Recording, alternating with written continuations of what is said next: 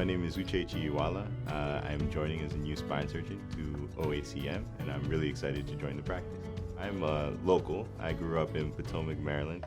I went to school in DC, St. Albans School. My dad's a doctor. He actually did his training in neurosurgery in Scotland at the Royal College of Surgeons, Edinburgh, and so that likely is a large part of my inspiration for being interested in spine. Although I grew to love the field as I got more exposure during my own training. And I think I was inspired and touched by how he could help people and how his patients responded. I just remember a lot of times after school having to swing by where he worked at Providence Hospital.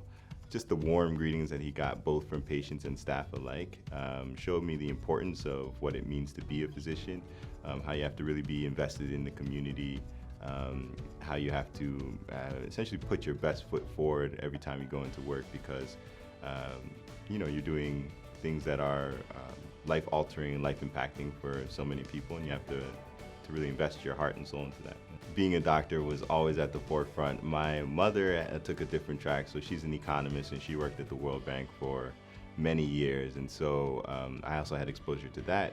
That actually is that is the inspiration behind me majoring in economics in college and then going to business school. So when I was young, we would go to Nigeria once or twice a year, usually spend about 6 to 8 months in the summer.